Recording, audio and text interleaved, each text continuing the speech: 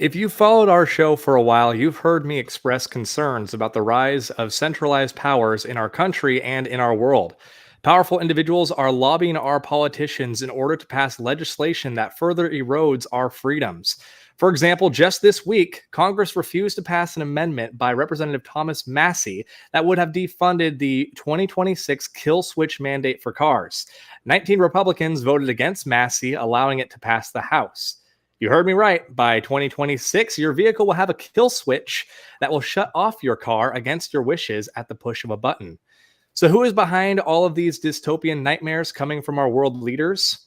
On today's show, we will do our best to get to the bottom of the deep state, globalism, and the wannabe masters of the world.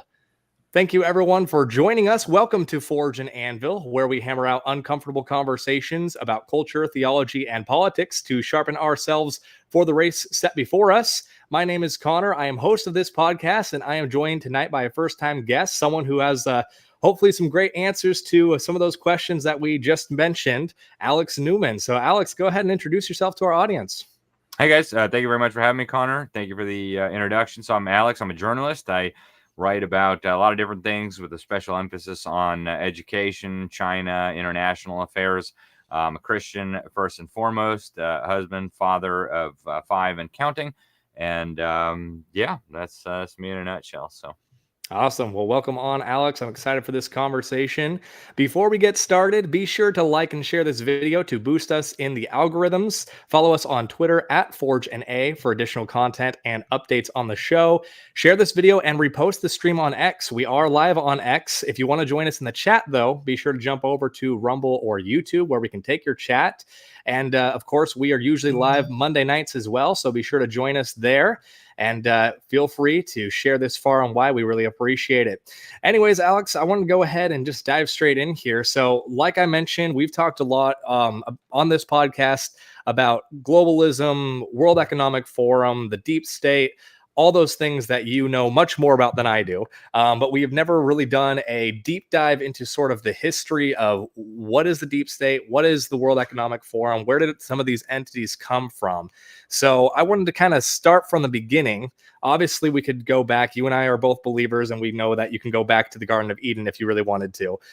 But for sake of conversation, it's not super helpful.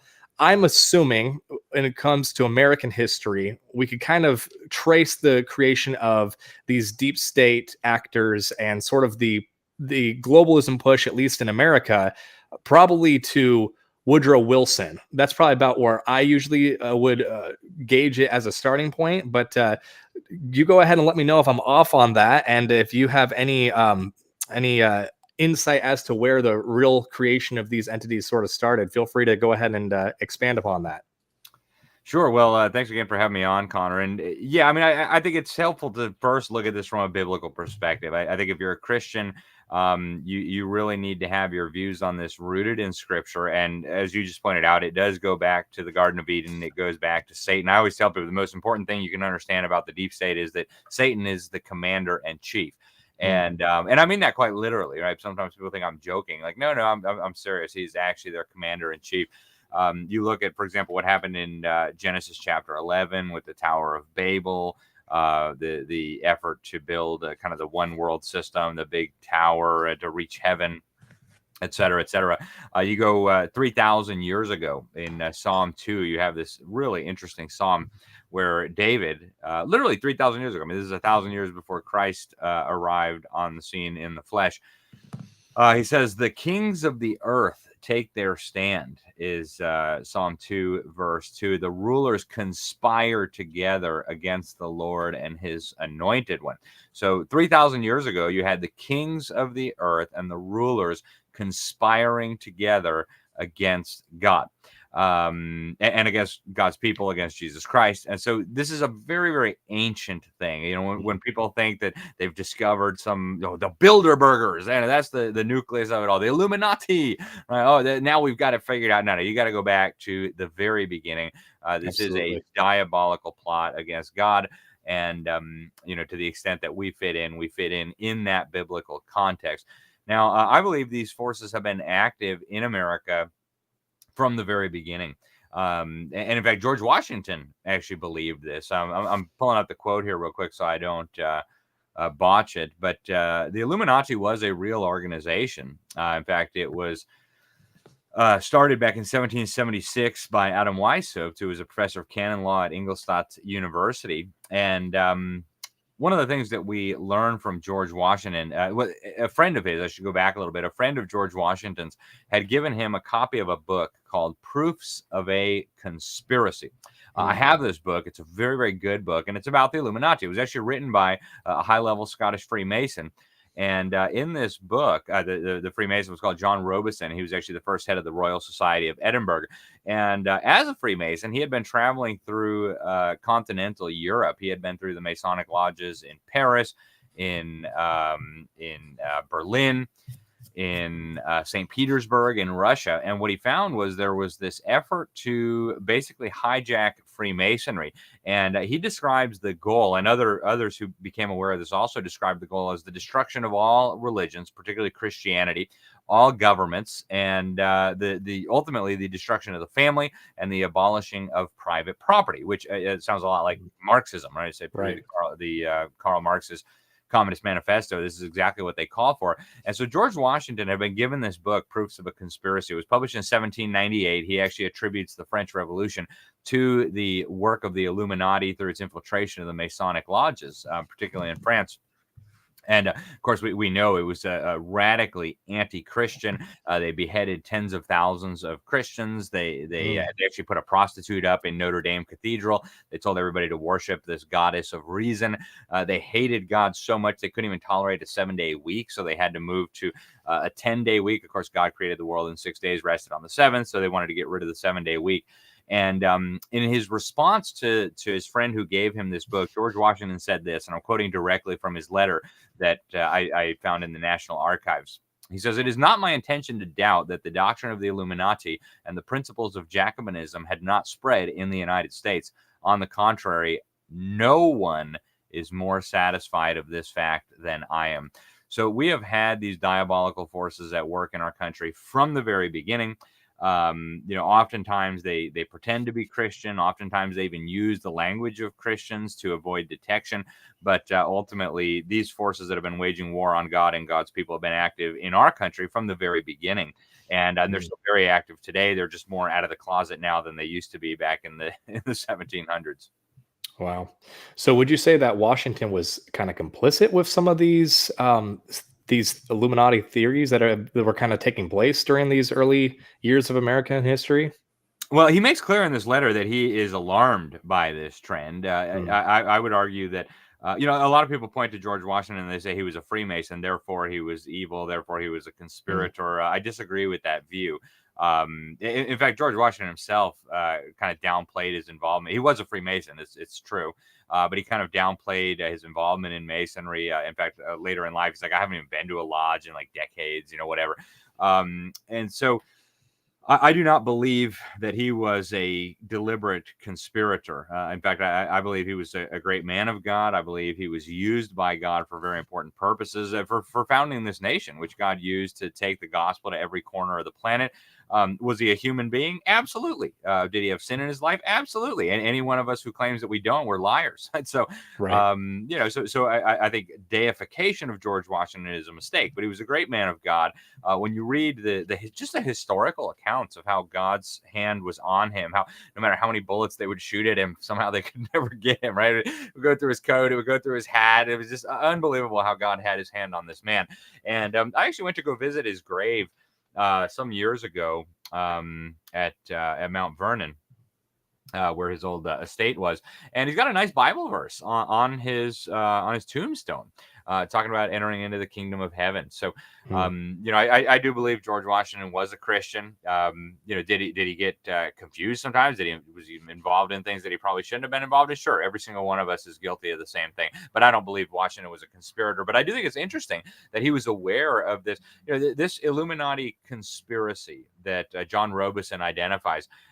He says that they were trying to hijack Freemasonry to use it for this revolutionary purpose. And if you look at the outline of what he said they believed, it is a total inversion of God's principles. God ordained nations.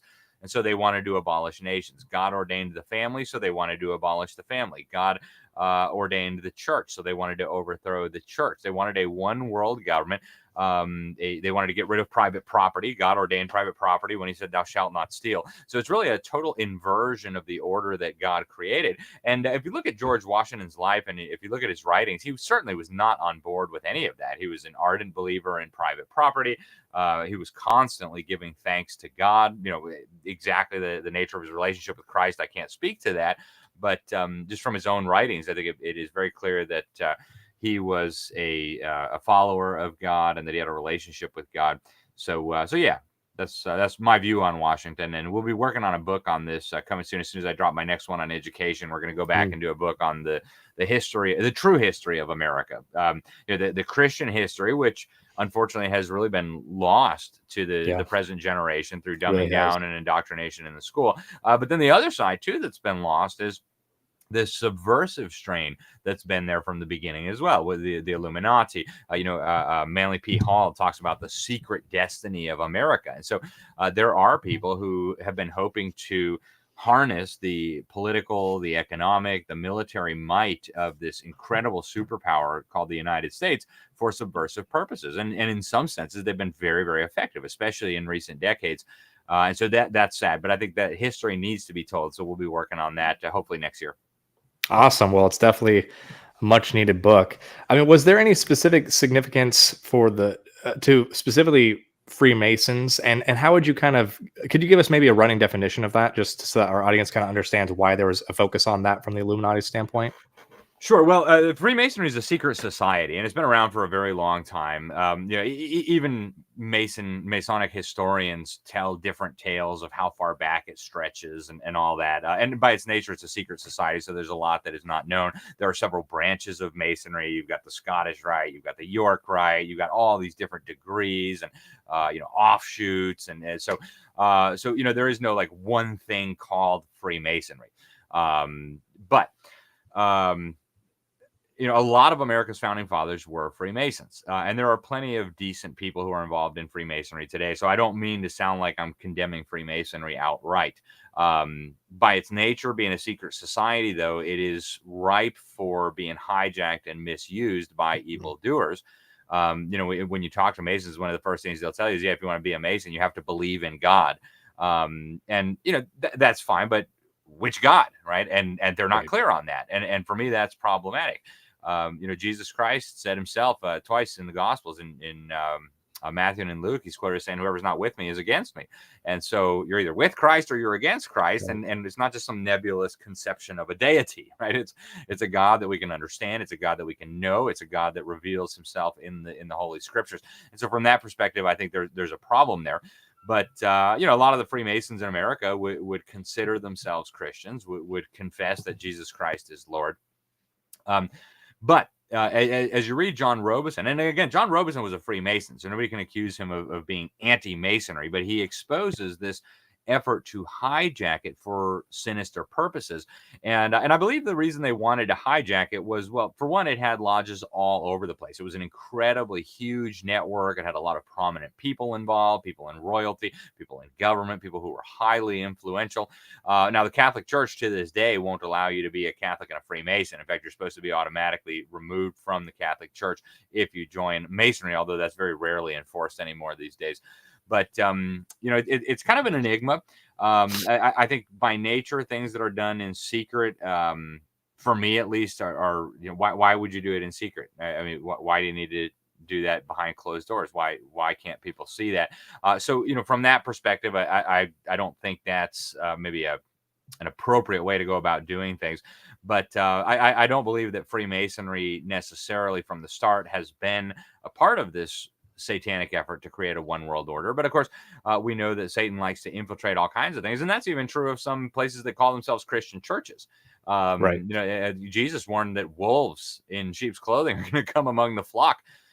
So that's not something that's unique to Masonry.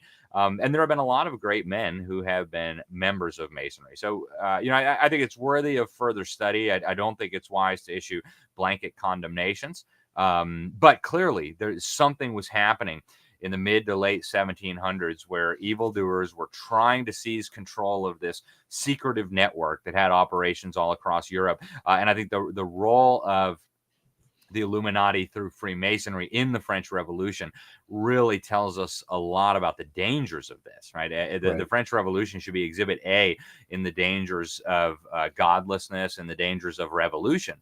And, and I would encourage people to read Proofs of a Conspiracy. In my opinion, it's one of the most important books if you want to understand the true Illuminati, because there are a lot of fake ideas out there. Some people attribute absolutely everything to the Illuminati. I think that's a big mistake. People start seeing the Illuminati as if the Illuminati was sovereign, the Illuminati was omnipotent or omnipresent or omniscient. It's like, no, this is a group of fallen men. Many of them are serving their father, the devil. And so, we don't want to ascribe more power or more influence to them than is appropriate. But at the same time, on the other side of the ditch, it would be inappropriate to minimize or downplay the role that they have played in history, particularly in the last few hundred years. Yeah, well said. So mid to late 1700s, we have the Illuminati, and perhaps we don't fully know exactly how big of an impact they had on early American history.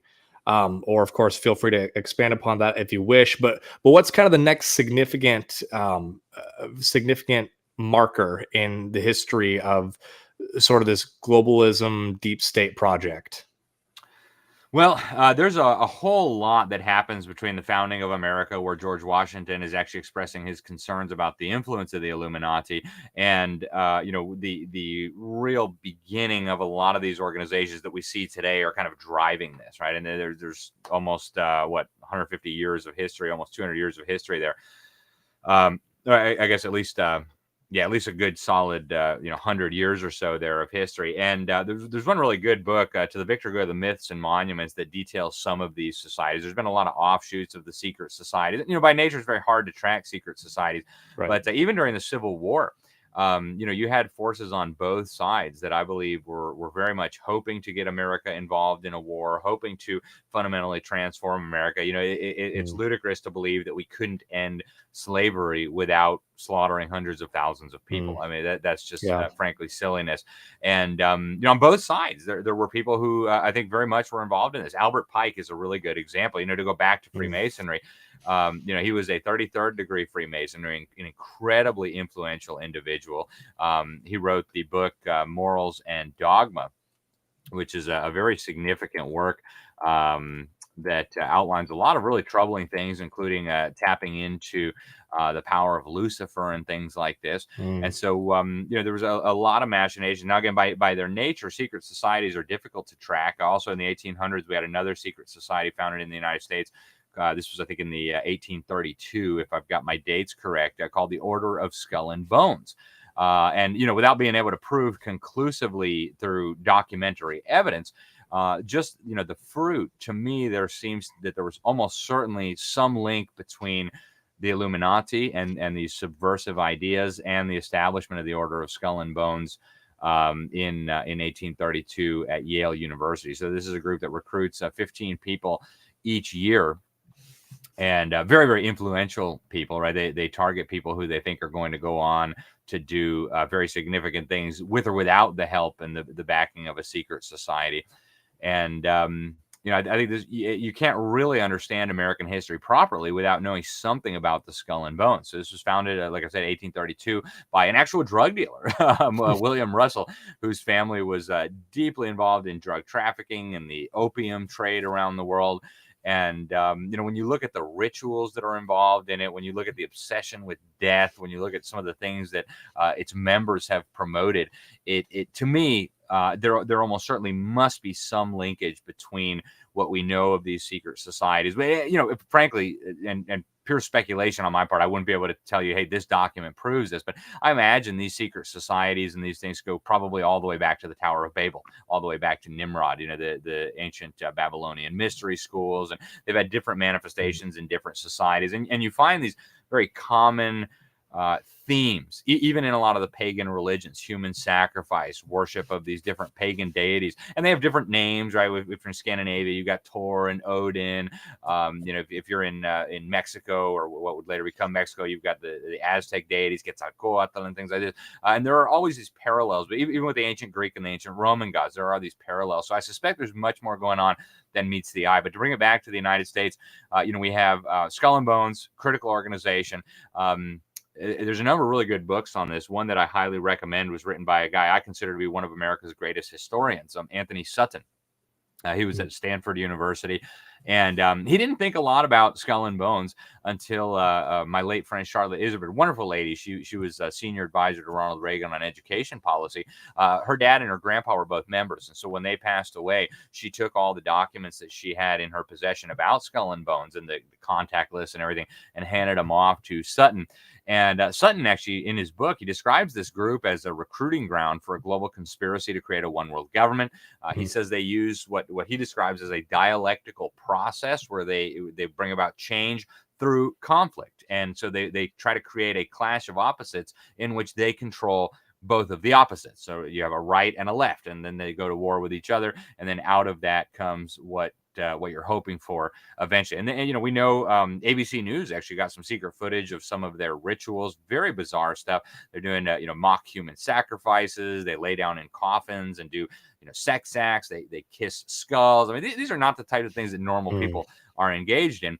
And then you look at, some of their members, right? Speaking of clash of opposites, 2004 election, we had George W. Bush on one side, who was a member, and you had John Kerry on the other side, right? Both presidential candidates from both major presidential parties are both members of the same tiny little secret society if you do the odds on that, I forget the number, but it's incredibly unlikely that you would have something like that. And that's one of many organizations, right? Another organization you had that was created back in the 1800s, the Bohemian Grove, the Bohemian Club. It didn't start off necessarily as this big, secret cabal, but it certainly morphed into that over the decades. You now get about 2,500 of the most powerful men on the planet get together. They've got this big 40-foot stone owl. Richard Nixon, in his autobiography, actually said that the most important speech of his entire political career was the one he gave at Skull and Bones. Every Republican president of the last 100 years, with the exception of Donald Trump, has actually participated in Skull and Bones. And that's, I don't want to imply here that they're all like, Satan worshiping weirdos. Richard Nixon, if you listen to those tapes that got leaked from the White House later, he had some really nasty things to say about it. I won't repeat the language because it's not appropriate, but he called it, a different word for a homosexual gathering. He was not very fond of them, even though in his autobiography, he said that was the most important speech he gave. So there are a lot of these groups like this. And I think around the early 1900s is when their presence really became very strongly felt, when they really started kind of dominating the policy-making apparatus. We had another group that was set up here over 100 years ago called the Council on Foreign Relations. Now, this is not a secret society. They have a website. Right. I think it's CFR.org. They publish their membership list. They say that they have some members who are not publicly listed, but they have about 5,000 members at any given time. The Clintons, the Bushes, the Cheneys, Supreme Court justices, congressional leaders, CEOs of the big media companies. They have corporate members, so the mega banks are involved. The guy who runs BlackRock is actually on their board, Larry Fink. Right, so this is a very influential group. You almost never hear about it in the fake media unless they're calling it a think tank and just quoting one of its experts as if they're just a smart person who knows something. But very, very influential group. And for the people who aren't familiar with the CFR, I often call it deep state headquarters in the United States, but it's not a purely American innovation. In fact, it has a sister organization. You might even think of it as a mother organization in Britain called the Royal Institute for International Affairs. And I've got a book behind me here, Tragedy and Hope. This was written by Carroll Quigley. He was one of Bill Clinton's mentors at Georgetown University. He's a history professor. And one of the things that was very interesting about him is that he actually agreed with most of the goals and most of what the deep state, if you will, to use modern terminology, was doing. And he says so. He says, I agreed with most of their goals. I've been close to them for decades. They even allowed me to examine their secret papers for a few years. He said, my chief difference of opinion is that they think they ought to be secret and I think they ought to be known. And so he publishes this book where he kind of spills the beans on a lot of what they're up to. He says they're trying to create a global political and economic system that'll be run basically in a feudalist fashion where they will own everything and you can kind of rent, if you will. And he actually explains some really profound information about this that often gets lost. He traces a lot of it back to Cecil Rhodes. Cecil Rhodes, for those who aren't familiar, he was a big-time mining magnate, operated heavily in southern Africa. In fact, there used to be a country down there named after him, Rhodesia. And of course, he worked closely with the Rothschild dynasty, the mega banking dynasty. And when he passed away, he left this enormous fortune with instructions on what to do with it. And he set up these secretive organizations. He talked about concentric rings, right? So you'd have the inner core that very few people knew about, and then you'd have a ring around them, or ring around them, and you move outwards and you diffuse power that way. And so the Council on Foreign Relations, the Royal Institute for International Affairs, they have one on continental Europe called the European Council on Foreign Relations. This is an international network that has an enormous amount of power. And their American branch, the CFR, has absolutely dominated virtually every presidential administration for at least the last 3 or 4 generations. Doesn't matter, Republican or Democrat. Reagan actually denounced them. And then as soon as he got into office, he went ahead and appointed a whole bunch of them into his cabinet. Trump also, he didn't denounce them by name, but he made very clear that that was the type of thing he was going to stop. And even a handful of CFR members snuck into his administration. Elaine Chao, who was the transportation secretary. Robert Lighthizer, who was his U.S. trade representative. Actually, in my book on the deep state, I actually published the list of names. When I published it, was 2021, I believe. I've got the whole list of active CFR members that year. So people can look and you'll see, you'll recognize a lot of those names. Then there's the Bilderberg group. But, to go back to what I started with, Connor, there's tons of these groups. There's no way we would have time to go through all of them. I do kind of a roundup of the ones that I think are most important in some of my talks and in my book. But I think the main thing from a Christian perspective for us to understand is this is just the new manifestation of something that's been going on for a very long time, right? Psalm 2. Right. Also, Psalm 81 delves into this, the powerful of the world waging war against God. And other scriptures go one step further, right? For example, 1 John chapter 5, verse 19 tells us that we are of God, right? Speaking of Christians, but the whole world lies in the power of the evil one. Right. The Apostle Paul in 2 Corinthians chapter 4, I believe it's verse 3, says that Satan is the god of this world. And, we don't want to misunderstand that. It's easy to misunderstand, especially for an unbeliever. Oh, what, Satan's God? Oh, no. What does that mean? We don't want to misunderstand. So we have to have a proper theology on Satan. Satan is a created being. He's not a God. He's not God. He's not a legitimate counterpart or rival to God. And to really understand the nature of Satan, the role of Satan, the relationship between Satan and God, I encourage people to read the book of Job. It's a very difficult book to read. It's a very difficult book to explain to children. But one of the things it shows is that, Satan is not operating independently and doing whatever he feels like it, right? He continually approaches God and says, hey, what if I do this to him? And God actually ends up having to give permission before Satan can do these horrible things to Job. And, I understand that's a very hard doctrine for Christians. You mean, are you saying that God is authorizing Satan to do these terrible things? I mean, ultimately, yes, God is sovereign. He can and he will destroy Satan. He's going to throw him in the lake of fire before all this is over. But yeah, I mean, that's the reality that we're living in. And the Apostle Paul says this God of this world, again referring to Satan, has blinded the minds of them which believe not. And so when you see the world through a biblical lens, through what the Bible clearly teaches, you realize that there's a battle, there's a spiritual war going on between the kingdom of darkness and God's people. And Satan is the god of the kingdom of darkness. The people who are in their unbelief, the people who reject the gospel, whether they're worshiping themselves, whether they're worshiping money, whether they're worshiping, Quetzalcoatl or Odin or Thor or whatever. The Apostle Paul says they're worshiping demons, right? They're sacrificing to demons.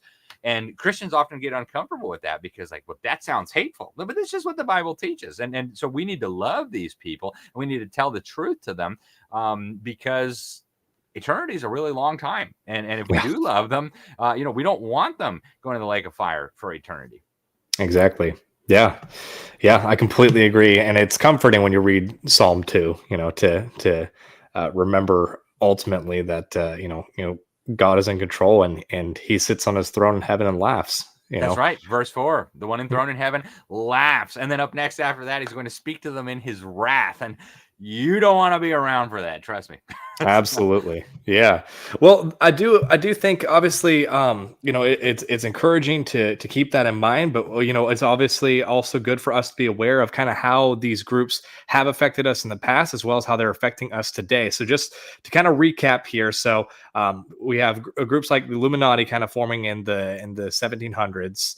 Around the time of America's founding. Then we have in the 1800s, we have Skull and Bones. And Skull and Bones, of course, has had its hand in many administrations. Then you've got the Council on Foreign Relations in the early 1900s. Same thing. They have their hands on a lot of different presidential administrations.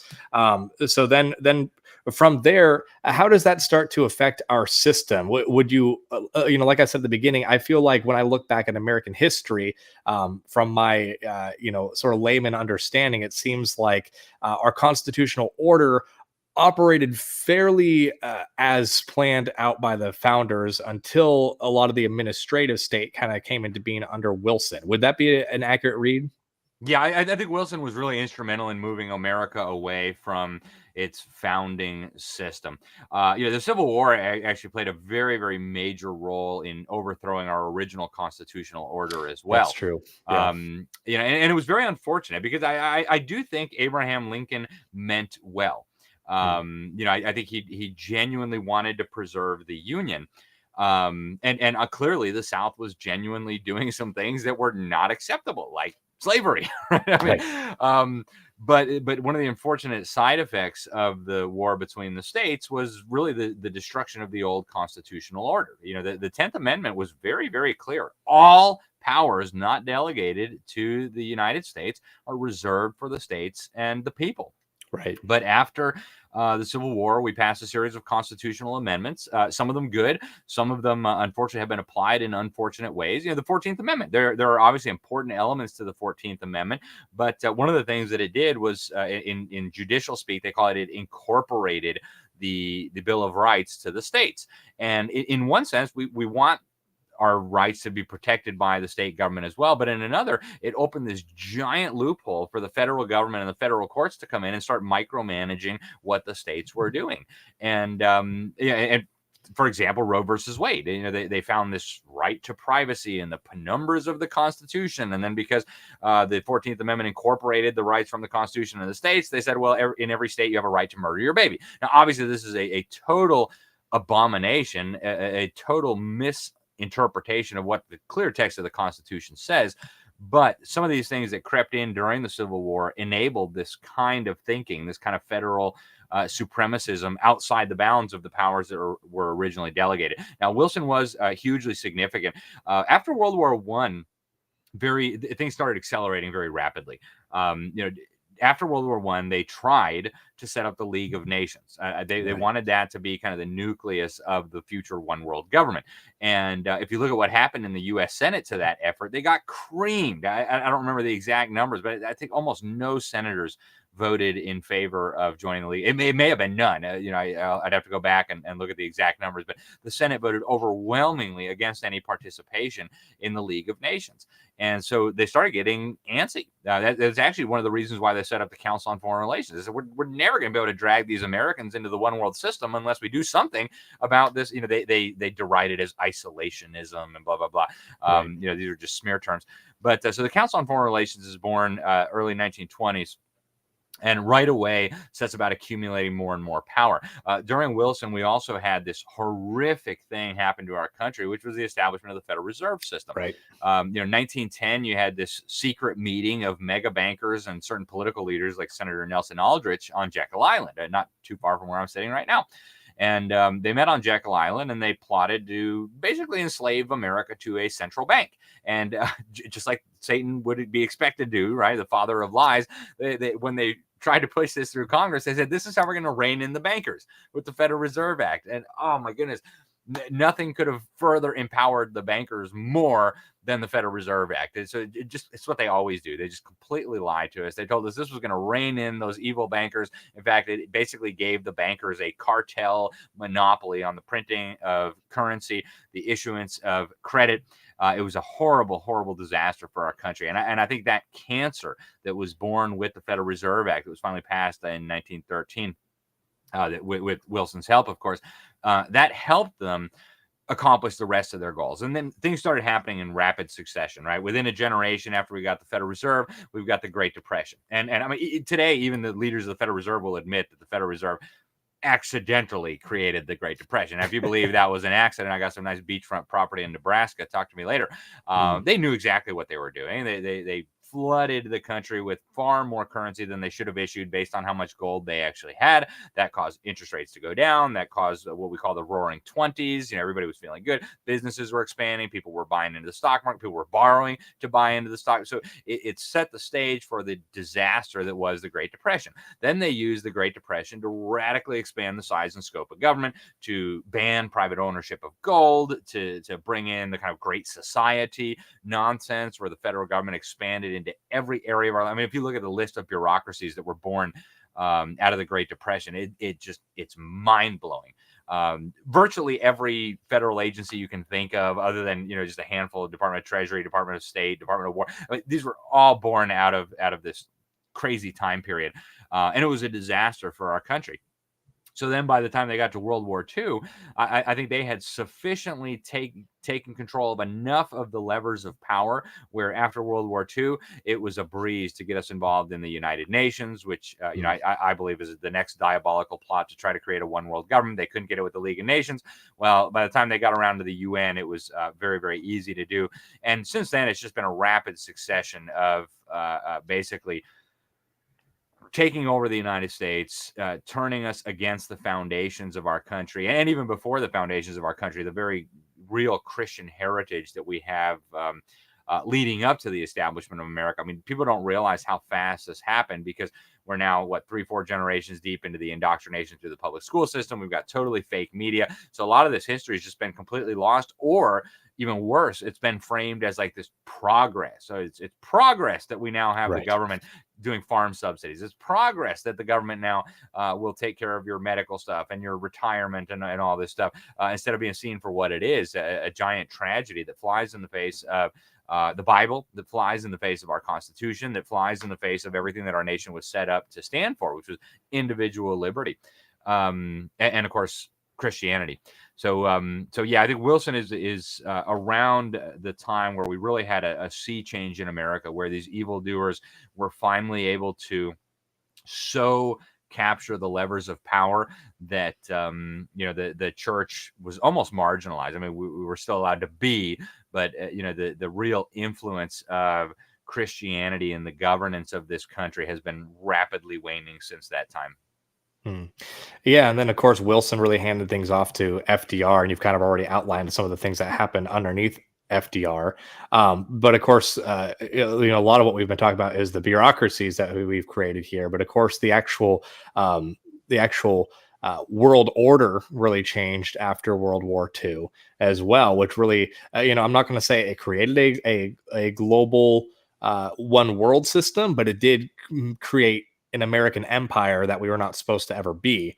And as a result, I think that's really allowed a lot of these globalist ideas to gain more traction ever since World War II, and in this new liberal international order.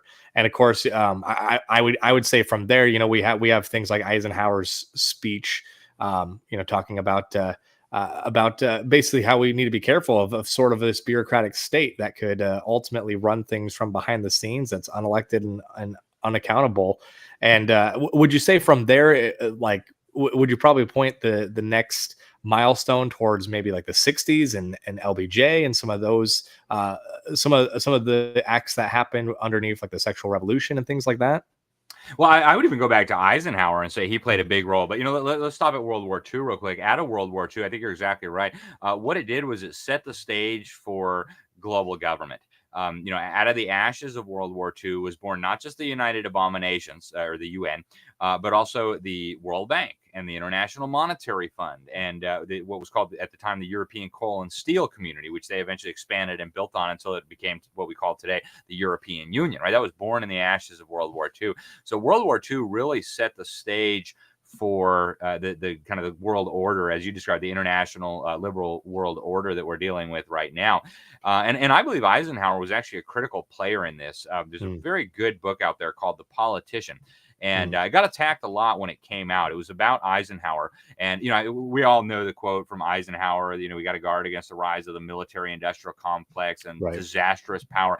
He gave a lot of really prescient warnings. He talked about kind of this scientific technocratic elite that would seek to govern our life. And I mean, boy, did that sound like a prophecy, right? A true prophecy. Look at where we are today. But there was a really dark side to Eisenhower as well that unfortunately has really been swept under the rug. In the book, The Politician, you read about some of these things. Operation Keelhaul was an interesting one. This was an operation that Eisenhower helped lead, where they rounded up millions of Soviet refugees, many of whom had actually fought alongside Americans against Nazi Germany. And they deported them back to Stalin, knowing full well that they were going to be tortured and probably murdered, maybe sent to Siberia to work a few years until they died of exhaustion. That was a monstrous thing. Also, the betrayal of the Chinese government of Chiang Kai-shek, who fought, again, alongside Americans in World War II against the Japanese. Chiang Kai-shek was a very decent man. He was a Christian. He believed in kind of the American model of government. He sacrificed an enormous number of his men to fight the Japanese alongside of my grandpa, actually, and many of our grandpas in World War II. And we didn't just turn our backs on him. We actively betrayed him. People like Secretary of State and Secretary of War George Marshall, who worked closely with SDR, or excuse me, with Eisenhower. He actually bragged in a memo that with the stroke of his pen, he disarmed Chiang Kai-shek's men. They actually put an arms embargo on this guy, an ally of the United States. And through that, they brought Chairman Mao to power. Eisenhower helped bring Castro to power in Cuba. Right? What kind of madness is this? And then once it happened, they said, oh, nobody ever would have guessed he was a communist. Are you kidding me? The U.S. ambassador to Cuba was telling us he was a communist. Earl T. Smith, he actually wrote a book on this called The Fourth Floor about how the State Department completely ignored all the warnings that Castro was a communist. They completely ignored the warnings from the U.S. ambassador in Mexico. Actually, he concluded in his Senate testimony, Castro came to power as a direct result of the actions of the U.S. government. We betrayed another one of our allies, Fulgencio Batista. Maybe not the greatest president in the world, but a saint compared to Fidel Castro, a mass murdering maniac. So we betrayed our ally.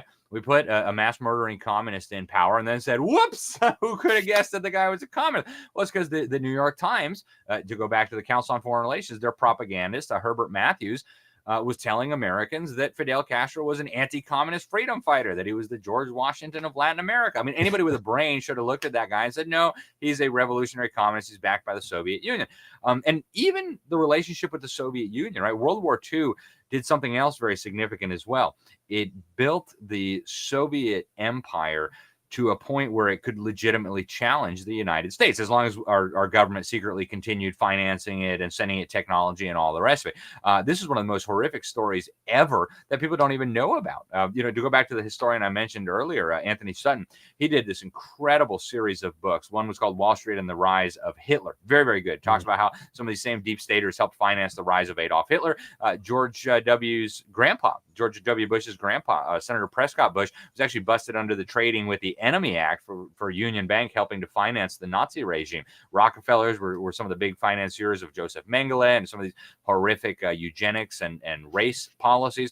So you've got that. And then he's got another book, Anthony Sutton does, called Wall Street and the Bolshevik Revolution, where he talks about how the Bolshevik Revolution was basically bought and paid for by the very same deep staters on Wall Street, these mega bankers here in the United States. And he uses State Department documents and corporate records to make a rock solid case. And one of the things that happened during World War II, and this is, again, something that Americans really aren't familiar with anymore, we built the Soviet war machine. I mean, we didn't just give them weapons. We built factories so they could build more weapons. We built factories so they could build tanks. We built factories for them so they could build ships and missiles. We gave them everything they would need to create nuclear weapons. At the time, the U.S. government was foolishly telling Americans, he's Uncle Joe, right? Stalin is Right. Uncle Joe. And again, we come back to the New York Times and their dishonest propaganda. Walter Duranty. This was a New York Times reporter, their Moscow correspondent, bureau chief, whatever.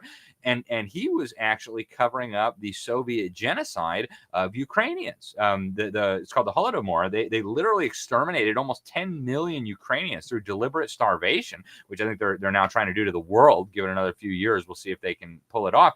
But the New York Times covered that out. They got a Pulitzer Prize for covering up that genocide.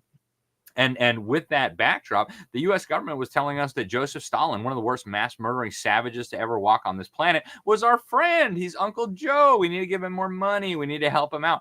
I mean, absolutely preposterous. And our military leaders understood this. General Patton, in fact, I believe they murdered General Patton specifically because he was so dedicated to exposing Stalin and this barbarous Soviet regime. It's just horrible what the U.S. government did. And when you look at the communist conspiracy, I don't believe it can be seen in a vacuum. Right? You look at Karl Marx. Karl Marx was funded and supported by the League of the Just, a kind of a secretive society that gave him the money and even some of the ideas. Then all through history, you see the very, very powerful forces in the United States aiding and abetting communism. You look at what happened in Hungary. You look at the takeover of Eastern Europe. Why in the world did the U.S. government allow Stalin to enslave half of Europe after World War II? That was insane, right? How could you possibly justify that? And yet they did. And it goes back to what we talked about a little bit earlier about this dialectical process for change, where change requires conflict, and conflict requires a clash of opposites. So I do believe that a lot of this is deliberate. I don't believe that everybody involved in it necessarily has a full understanding of what they're up to. But hey, if their God is Satan, it's not very difficult for their God to manipulate them into doing what he wants them to do. Right. Yeah, and I mean, you laid out a lot there because obviously so much happened during that era of World War II. I mean, there's so many moving parts. I mean, the reality, it was a world war. There, there's a ton of different battlefronts, and there was a ton of different opportunities for some of these bad actors to take a foothold and take more power for themselves. So what would you say is kind of the history of how we got from the new international liberal world order that happened after World War II to kind of the modern day? What are the sort of the significant steps that happened in between? Yeah, that's a good question. You mentioned the sexual revolution briefly. I think that was a big part of it, right? And it goes back to this goal of destroying the family. God ordained the family. And so there has Right. been an effort for a very long time to not just undermine that institution, but just discredit it and destroy it.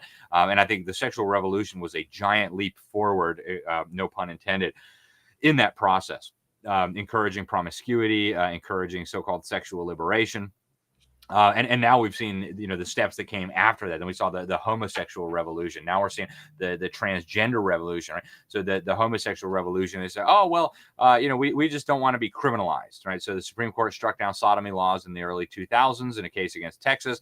Then from there we went very rapidly to, well, now we want to be married, right? And of course, God created marriage. This isn't something that like we as people can just go around redefining or undefining. This is a Right. divine institution. You can call whatever you want a marriage. It doesn't make it a marriage. But so they say, oh, we just want to be married. And then right after that, well, now we just want children. And so I was like, well, yeah, two dads. Yeah, it's all right. No big deal. And then now with the transgender revolution, now it's like, well, what do you mean dad? What do you mean mom? That's a birthing person, right? Right. So there is no more any more justification for a nuclear family. There's no more male and female now. Gender is a spectrum. That was just what you were assigned at birth. You could choose to be whatever you want today.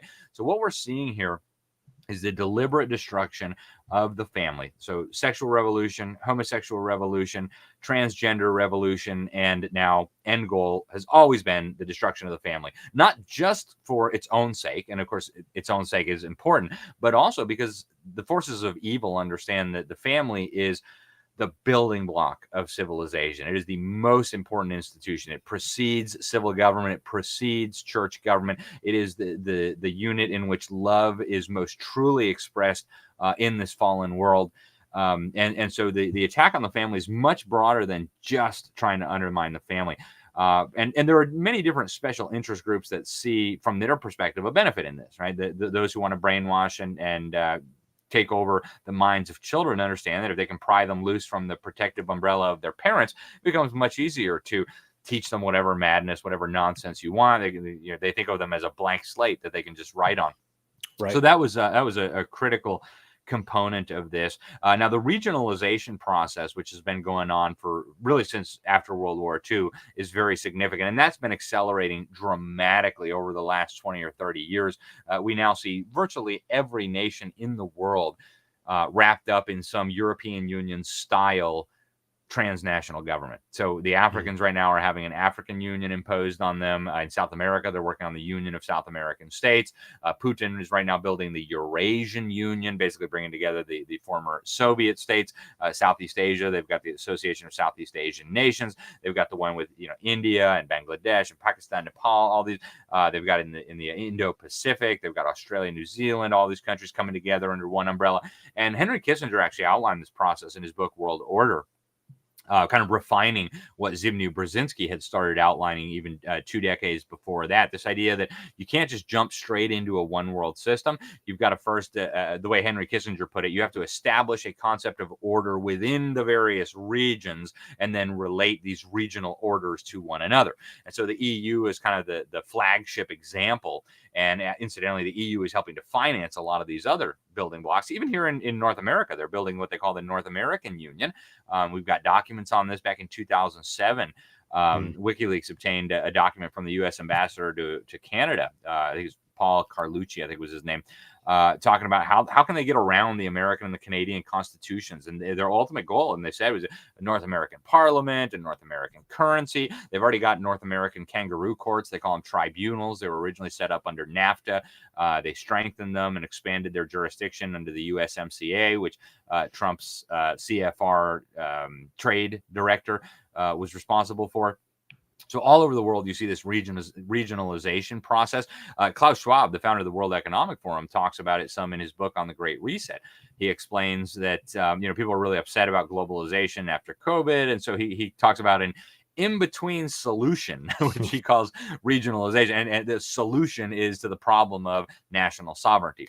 Right. Another big one that we're seeing is the mass migration, which of course has accelerated in recent years, but it's been going on for some time now. And it's at the point now where you almost can't recognize a lot of major cities. Brits are a minority in London.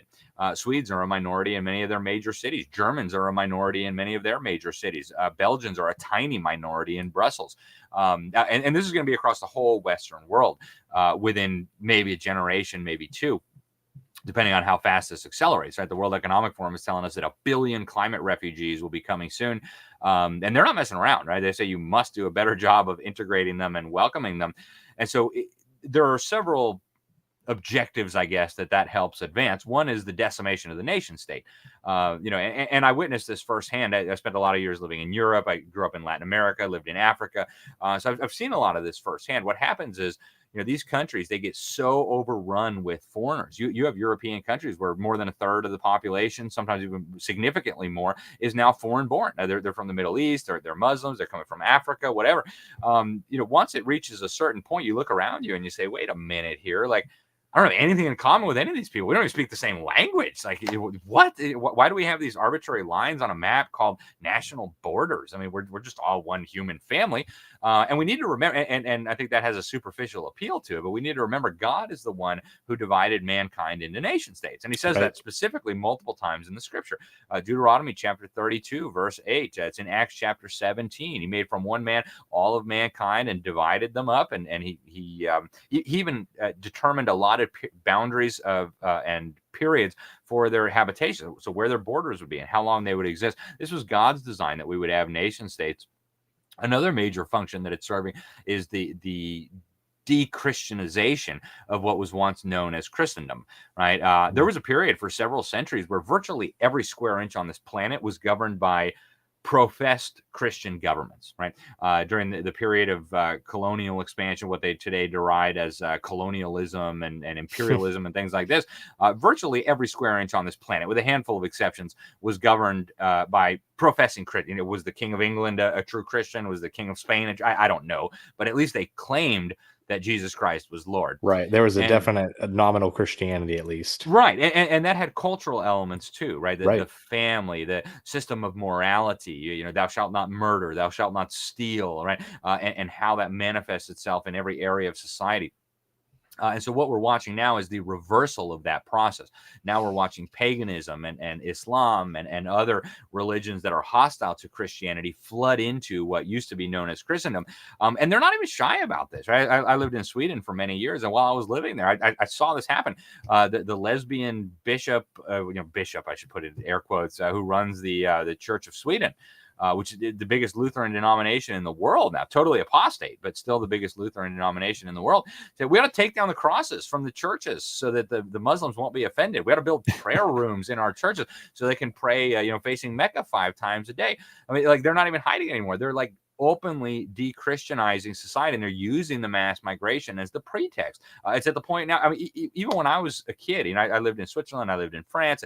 When I was a kid, every major European city had a Christmas market, and they were beautiful.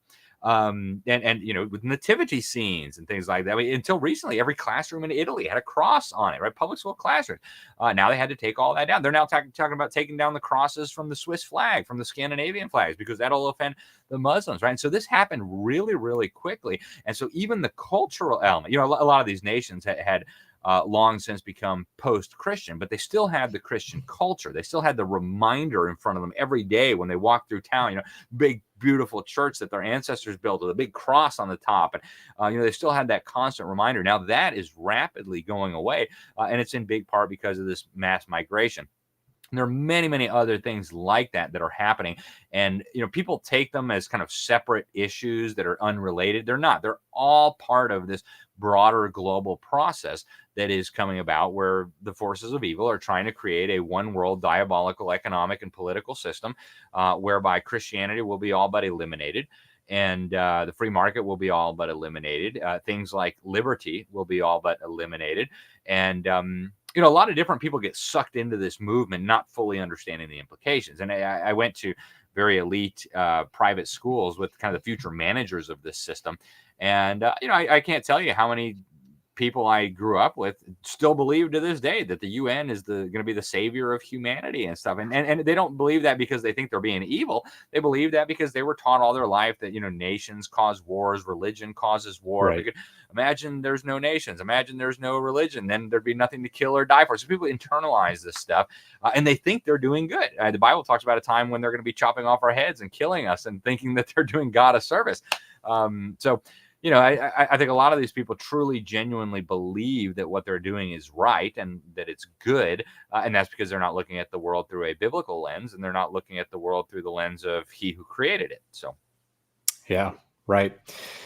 Yeah, and I mean, when it comes to eschatology, I've had many different guests on this podcast, and there's a wide range of eschatology within a lot of the guests that I've had on the podcast, and as well as there's just a rising resurgence of postmillennialism. And I honestly hope that postmillennialism is true in a way, because it's such a more positive vision for the future. But regardless of what your eschatology is, I think it's important to recognize the state that we're currently in, because whether you are historical premillennial or you are postmillennial, regardless, we still do have this sort of conglomerate of these powerful individuals that are trying to usher in this one world currency, this one world governance. So first, I guess I'm going to ask Alex, what is sort of their end game? And then after you explain that, I'd like to maybe talk through some of, maybe just name some names of people that are currently in office, or people that are say running for president, things like that, that are individuals that we need to be weary of. Pray for, of course, their repentance and their salvation, but also make sure that we are not voting these people into seats of power. Yeah, excellent questions, all. And I typically don't spend a lot of time talking publicly about eschatology. I do have my own views. I certainly hope post-millennialism is correct, but what I say when people pin me down is I'm a pan-millennial because it's all going to pan out in the end. Yeah. So, that's where I'm at. Yeah, right. And I think all Christians, and I know people have really strong feelings about this, but I think all Christians need to approach this subject with just a profound sense of humility, with Right. a really deep sense of our own inadequacy, because the reality is none of us understand this in detail. In fact, I don't think God intended for us to understand perfectly what was coming. Because if he did, he would have put it in much more clear language. It will make sense when we get there. We'll look back and we'll say, oh, that's what that meant. Okay, I get it now. But I think looking forward at it, I think we really need to approach the subject with a massive amount of humility. Right. I love my premillennial brothers, and I love my postmillennial brother, and I love my amillennial brothers. We're all, I think as long as you're within the orthodox of the Christian tradition, the Christian faith, you're my brother, you're my sister, regardless of whether you think Christ is coming next week or the whole world is going to be Christian, whatever you think on those subjects. I think we can have nice intellectual debates about them. Absolutely. But the things that we do see clearly in Scripture and through our own observation right now, Satan is roaming about like a lion, seeking whom he may devour. So what is his objective? Well, he wants to devour as many of us as he possibly can. He hates God with a passion, but of course he is not capable of hurting God or approaching God. And so he just has to settle for waging war on us. Right? He has to settle for waging war on God's people and on the church, and for devouring the unbelievers, for keeping them in bondage to their sin. And keeping them in darkness. And so what is his objective? Well, I think put simply, he wants to take as many with him into the lake of fire as he possibly can. He knows his days are short. He knows his time is numbered. And time is short, days are numbered, sorry. And so he wants to do as much damage as he can. He wants to contradict God on every point. Right. So God ordained family, he wants to smash family. God ordained nations, he wants to smash nations. God ordained property, he wants to smash private property. Everything that God teaches, he wants to come against. And he wants us to join him in this rebellion against the sovereign creator of the heavens and the earth. And of course, that's a very bad idea, right? You need to repent right now, lay down your weapons, surrender, because it's not going to end well for you otherwise. So those are Satan's goals. I think very clearly he wants to set up a one world totalitarian political and economic system, a one world government, if you will, in which ultimately humans will be all but annihilated. Those who remain will be actively serving Satan in total and complete slavery to sin, to evil, to everything horrific imaginable.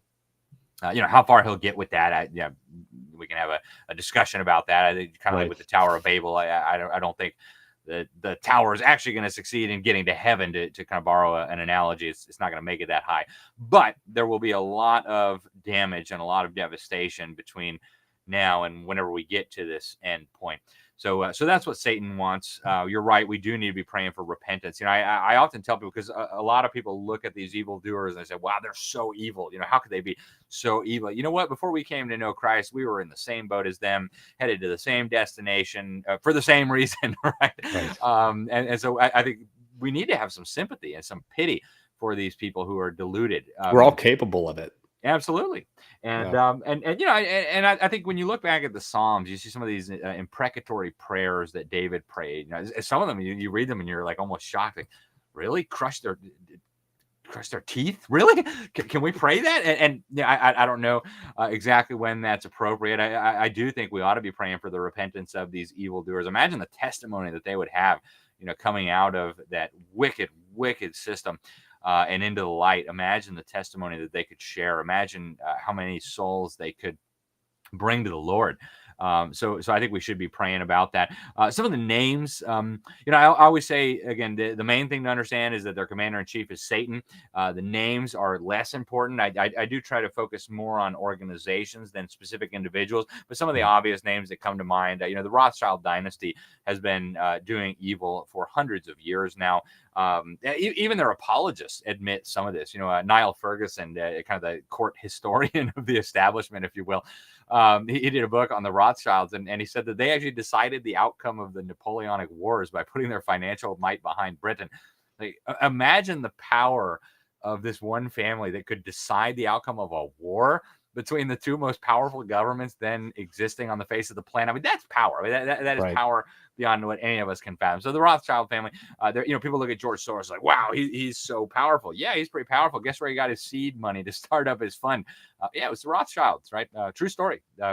He set up his fund in Switzerland with Rothschild money, made like thousands of % return, like totally outrageous. That doesn't happen. Sorry, guys, he's not that great a businessman. We do know he was convicted of insider trading in a French court. So I suspect that's how a lot of these guys make their fortunes. Say, hey, we'll make you rich beyond your wildest dreams. And then all you got to do is give 90% of what we give you, basically, back to the cause of enslaving humanity and destroying the earth. And so I think George Soros is a good example of that. Bill Gates of hell is another obvious example, right? The Rockefeller crime family. These are incredibly wicked people. David Rockefeller, he led actually a lot of these organizations. He set up the Trilateral Commission with Zbigniew Brzezinski, another one of the I didn't mention the Trilateral Commission, but very, very powerful deep state organization. It's been in operation now for several generations. Served as chairman of the Council on Foreign Relations for a long time. So these are some of the names. There are a lot of names that you don't hear much, and the Rothschild is one of those names. You really don't hear too much about the Rothschilds. Certainly, I think this Pope Bergoglio, Pope Francis, is a big part of this. I mean, just look at the fruit. Look at what he's teaching. I've interviewed Catholic priests who've said this guy is teaching doctrines of demons. So it was when your own priests are saying you're teaching doctrines of demons, something pretty bad is going on there. I think Pope Francis is deeply involved in this effort. He was there when they created Agenda 2030, which the UN referred to as the master plan for humanity. And those are some of the names that come to mind. I do have a whole chapter in my book where I list some of the money men behind this. But most of the people that we see in the media, most of the people that they tell us that we're allowed to hate, like George Soros and stuff, they're far enough down the pyramid where, like, even if humanity ever, got regained control of a government or something and prosecuted these people, George Soros could be thrown in prison and this whole operation would continue to move.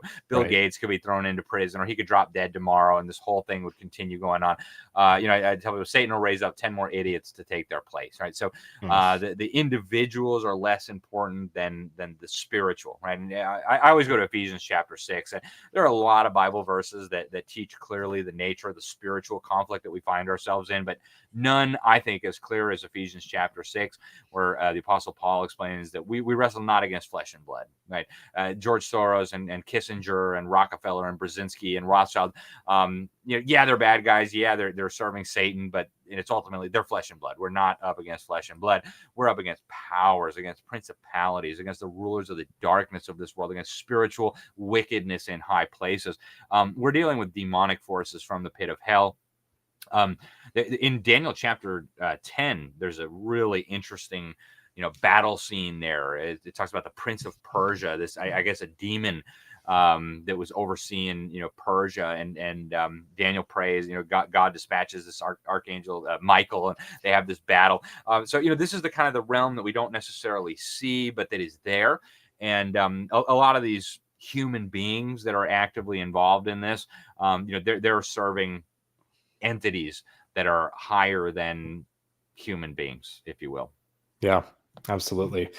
So when it comes to, because the 2024 election's coming up right now, obviously there's a lot of names being thrown around, and there are so many people that don't have a shot at being president that are in the presidential race. So I won't bother with some of those individuals.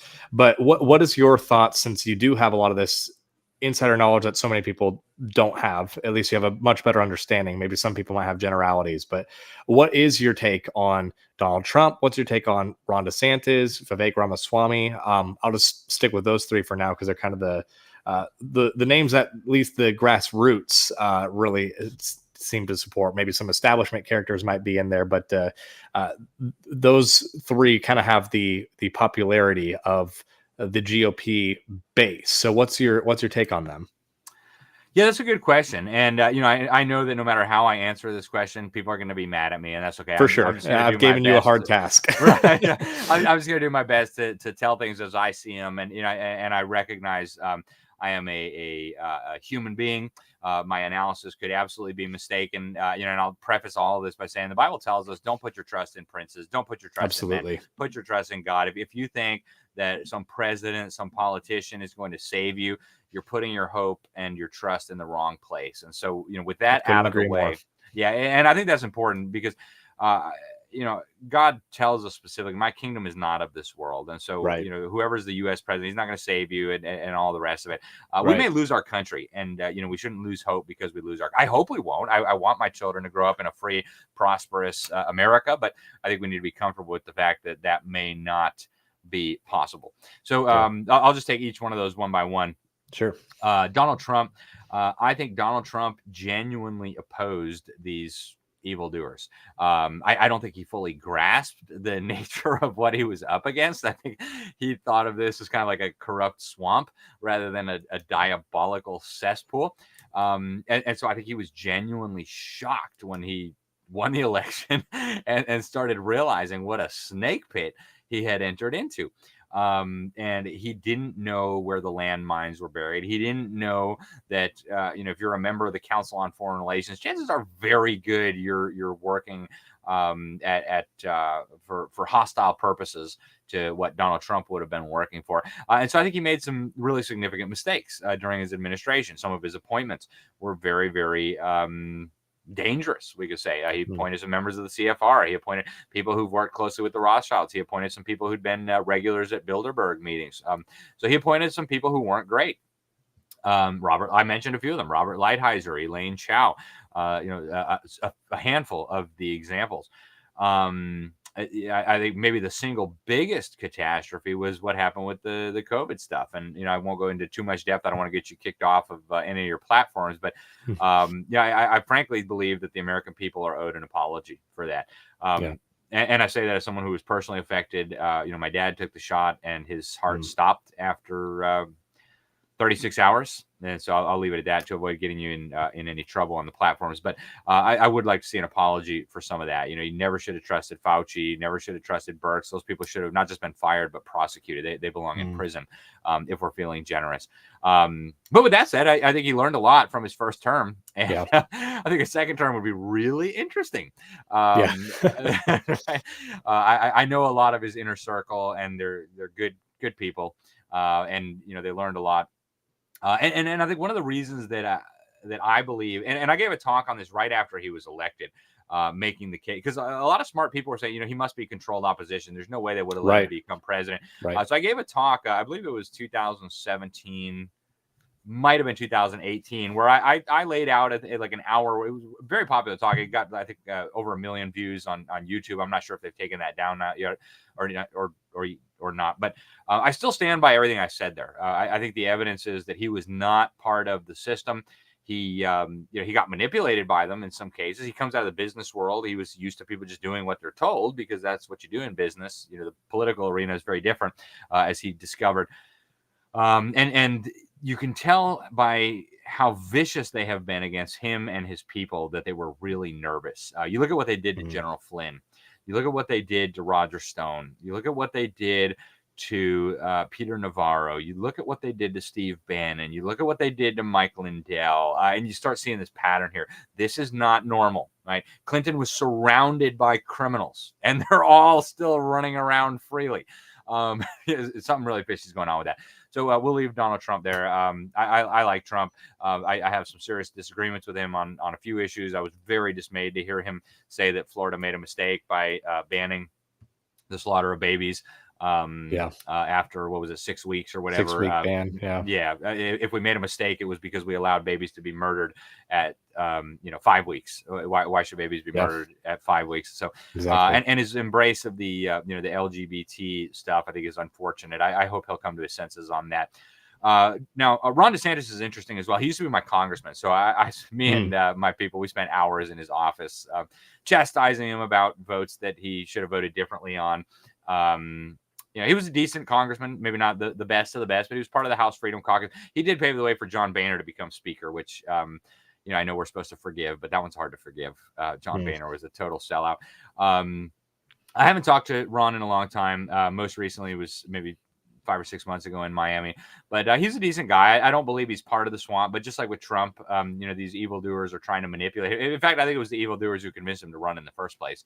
He was listening to Jeb Bush. For people who aren't from Florida, they probably don't realize this, but Jeb Bush continues to haunt the halls of our legislature. He's extraordinarily influential here, unfortunately. Nobody will admit to that, right? You'll never find a Republican legislator who say, "Oh yeah, I love Jeb Bush." The guy's politically toxic with the grassroots, but he's still very influential with the establishment, even though they won't admit to that. So DeSantis was listening to people like Jeb Bush, to people like Paul Ryan.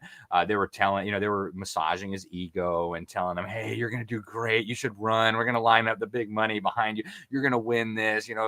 Start measuring the curtains for the Oval." Do you think that was to avoid a Trump DeSantis ticket? Well, I think it was to avoid a Trump. I think they hated Trump so bad that they thought DeSantis was their only real hope of stopping him. Because, DeSantis was a rock star here in Florida. I'll tell you what, he was a superstar. I spoke at a few events with him over the year before he announced that he was running for president. And this guy, you would have thought from the way people were reacting that this guy walked on water, without intending to be blasphemous. People were just like in awe of this guy. Everywhere he went, "Oh my goodness, Ron DeSantis!" People couldn't even get it. It was like a superstar. And now, he's become toxic. Even the people around here where I say, again, he used to be my congressman. I know all the people who got him elected. They're like, "No, man, DeSantis is terrible. He crossed Trump, and people don't like him anymore." So he really stepped in it. But I think what the Jeb Bushes and the Paul Ryans thought was, like, we need somebody who is genuinely conservative, because we can't keep fooling the grassroots with Jeb Bushes and stuff anymore. It's not going to work. They see through that now. The internet kind of messed that up for us. So they needed somebody who had credibility as a conservative to be able to take on Trump in the Republican Party, and they knew that. And so I believe that's why they recruited Ron DeSantis for that. And he made a mistake. He shouldn't listen to them. It was a shame. So I think he has probably destroyed his political career now, which is unfortunate. I'm very thankful for everything he did as governor of Florida during the COVID stuff. He didn't start out on the right foot, but boy, did he end on the right foot. It got to the point where he really was sticking up for us. He was standing in the way of Joe Biden and his attacks on our people.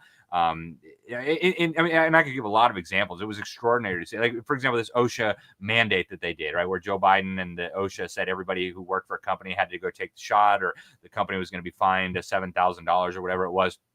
They got together in Tallahassee. They passed a law saying any company in Florida that fired somebody for not taking that shot was going to pay, I think it was like 10 times the fine to the state of Florida. And so what happened is not a lot of people got fired in the state of Florida for refusing to take that injection. So I'm very grateful to DeSantis for those things, and I will remain and I know people are going to get mad at me, the Trump supporter. "Oh, you can't say nice things about DeSantis." He was a good governor, by far the best out of all 50 states. There was nobody that even held a candle to him, and so I'm grateful to him for that. I would have preferred to see him work with Trump to help him get the nomination, but it is what it is. He stepped in it now. I don't think he can go back now. It's done. And then the last one you asked about, Vivek Ramaswamy. Full disclosure, as a Christian, I could not vote for a pagan. I just couldn't, and I don't mean that to sound bigoted. I'm sure the non-Christians out there, and maybe even some Christians, are like, "Well, we're not electing a pastor. We're like," no, sorry. I think that Christians ought to prefer Christian rulers, who share the same values, principles, moral code as we do. Hinduism is clearly not compatible with Christianity. In fact, again, if you read what the Apostle Paul said, what the pagans sacrifice, they're sacrificing to demons. Now, I like a lot of what Vivek Ramaswamy is saying. He's got some troubling things in his past, and I asked him about those. He and I spoke at an event in New Hampshire. What was it, over the summer? Camp Constitution. And I happen to know some of his senior staff. I've worked with them at various institutions in DC and other things. So I know some of the people that are running his campaign. So I had an opportunity to ask him some questions. And he's a very good talker. He's clearly very, very intelligent. He's very, very intelligent. He's incredibly smart. I hope he believes everything that he's saying, because he's saying some really good things. I loved his opening in that debate. I don't even watch these debates anymore, but I loved what he said Yeah. about the fake news and Ronald McDaniel. It needed to That's be one said. for the history books. Yeah. Absolutely. So I'm glad he's in the race. A lot of the things that he's articulating publicly, I like. I think he needs to be more upfront with people about a number of things. His previous work with Big Pharma, his faith, right? I actually don't know that he's eligible to become president. I've seen very strong arguments from constitutional attorneys and scholars that he's not a natural born citizen. His father is still not a citizen. Neither of his parents were citizens when he was born, which means when he was born, he automatically owed allegiance to a foreign power, which means, under their understanding, that he is not a natural born citizen. Interesting. He might make a good cabinet secretary in a possible Trump administration. But yeah, I mean, and people can go watch the interview I did. It wasn't more than, I think, 10 minutes, but I asked him about his past ties to the World Economic Forum. I did ask him about his paganism. I said, America is a Christian country founded on biblical principles. These are, intertwined with our history. And, you are not a Christian. And so, how would you govern in light of the fact that we are a Christian nation and the Bible informed all of our governing documents? He gave a very slick answer. I don't know that he actually answered the question, but yeah, those, that's what I'll say about the three. I think all of them are decent people. Any of them would be better than the current occupant of the White House, but For sure. yeah, it's tough. Yeah. Yeah. Well, thank you for that, because that's definitely insightful, because, to your point earlier, we don't put our faith in these politicians, because, I mean, to be honest, if you put your faith in a politician, you've got a lot of things to work through. Because if you haven't learned by now that a politician's going to let you down, even the best ones, Right. You are probably new to politics. Yep. But of course, we do have a responsibility to vote and to be educated voters. And to that reason, I really appreciate you giving your insight there, and the audience can take it with however much. A pound of salt or a grain of salt, however much they want to take, but either way, I really appreciate your transparency there, Alex. So I wanted to talk for the last bit of the show about solutions and how we can metaphorically fight back against the deep state and the globalist actors that are trying to constantly erode our freedoms. Yeah, good question. And I would say step one, consult your Bible. Yeah. The Bible's got everything we need to handle this. When they talk about the Great Reset, we need to be talking about the Great Commission. We need to be making disciples of all nations. We need to be baptizing in the name of the Father, the Son, and the Holy Spirit. We need to be teaching them to obey all that God has commanded us. And I think that as Christians is one of our top responsibilities, is to go out and make disciples of all nations. I think as parents, one of the most important responsibilities that we have in this life is raising and discipling the children that God has entrusted to us. They are God's children, and we are going to give an account for what we did. I always try to handle this delicately so as not to cause offense, but at the same time, I want to be as honest and frank as I can. The government schools are actively working to undermine your family. They're actively working to undermine the faith of your children. They're actively working to undermine everything that we hold dear. And, again, I used this quote from Jesus before: you're either with me or you're against me. And nobody today can sensibly make a good argument that the public schools are with Christ. And so I believe as Christians, we really need to urgently be getting our children out of these godless, you might even say diabolical indoctrination centers masquerading as schools. The Bible doesn't tell us how many hours of math or science you might need to have a well-rounded education, but it does tell us the basics, right? Proverbs 1:9, Proverbs 9:10, Proverbs 1:7. The fear of the Lord is the beginning of wisdom. The fear of the Lord is the beginning of knowledge. Your children are not only not learning any fear of the Lord in these public schools, they're learning mockery, blasphemy of the Lord. And so they're not going to be getting any knowledge or any wisdom there. I do believe one of the most urgent things that Christians could be doing right now is properly educating and discipling their own children. Now, with those obviously apply to all Christians everywhere. Right. But there are, we are the body of Christ. And the scriptures teach clearly that we each have different talents. We each have different functions within the body of Christ, right? We don't need 55 ears and 0 eyes. We need some eyes, we need some ears, we need a nose, we need hands, we need feet. And so, what somebody watching us right now is called to do is probably going to look different than what I'm called to do, even though we're all ultimately working toward the same purposes. And so, for me, I'm a journalist. And so I go to Ephesians chapter 5, verse 11. Have no fellowship with the unfruitful works of darkness, but rather reprove them or expose them. Expose them. And Yeah. so, you know what? God called me to reprove and expose. I feel beyond blessed and honored that I get to do that 6 days a week, 51 weeks out of the year. And I will reprove and expose until God takes me home. But that may not be your calling. Your calling may be something totally different, right? And so I think to know what God has called us to do, we need to be reading our Bible. We need to be in prayer. We need to be asking God for guidance here, and we need to see what doors He is opening for us. Did He make you very, very good at speaking? Well, maybe use that. Did He make you very good at organizing or administration? Well, maybe use your gifts to serve the church in that manner, right? God has given each of us different talents, different skill sets, different circumstances, and we need to be using those for the glory of God. So I would encourage people to get informed on what's going on. The Apostle Paul says we are not ignorant of Satan's devices. And unfortunately, that's not true for a lot of Christians in America today. They're completely ignorant of Satan's devices. In fact, there's a huge number of churches in this country, or things that call themselves churches, where they don't even believe that Satan is an actual being, right? That's just a metaphor for, no, Satan is a person. And we need to get informed on the devices that Satan is using so that we will not fall victim to them, so that we will not be deceived by them. We need to draw closer to God. I think we really do need to focus on theology. There is so much bad theology in America today. There's so much bad theology being taught in the seminaries today. Your source for theology ought to be the Bible. It's nice to listen to sermons on YouTube. It's nice to go to church and hear your pastor. Those are all good things, but we need to be checking everything against Scripture, because there's a lot of bad theology.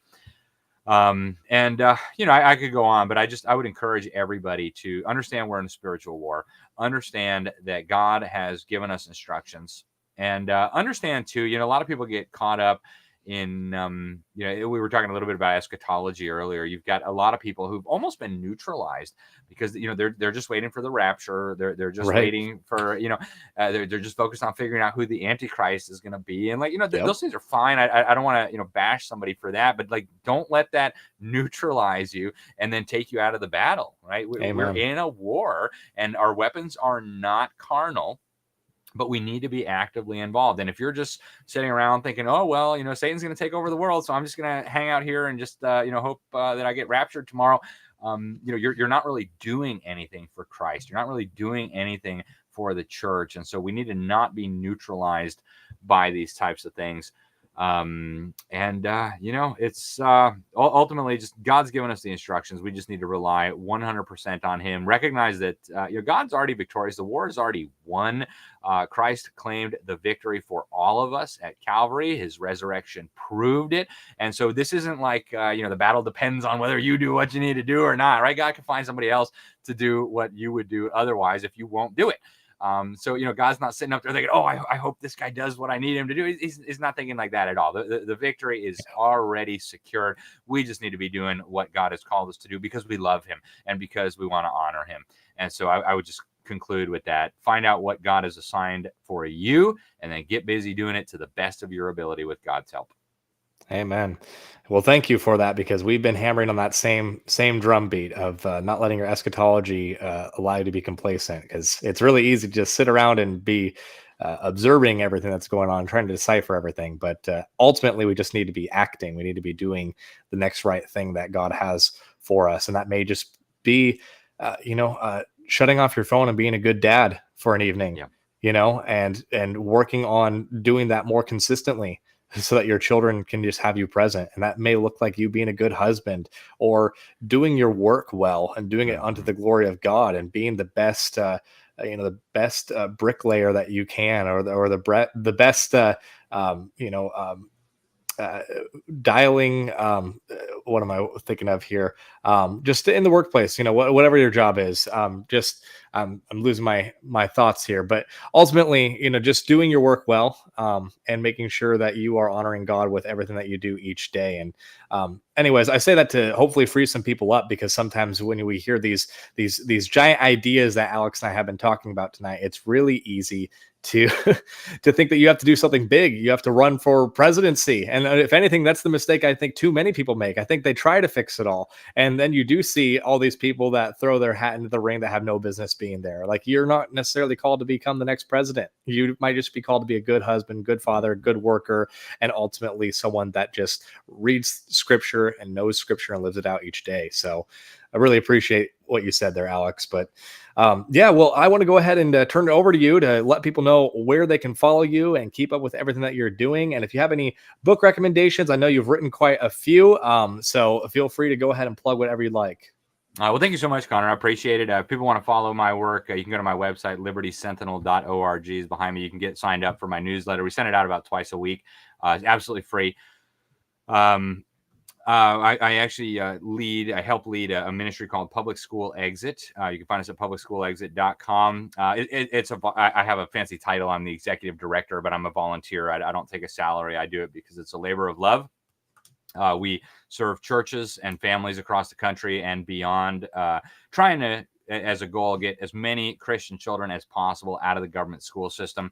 And whatever that looks like, we want to help. If a church wants to set up a school, if a church wants to set up a scholarship fund, if a church wants to, just preach a sermon on how we should be thinking about education, we're there every step of the way to help. If we do have a paid staff out in California, but that's something that I really, really appreciate. Great ministry that we're doing. What else? I write for a lot of different publications. I serve as senior editor for the New American Magazine, write for maybe half a dozen publications, but I typically at least post something about it on libertysentinel.org.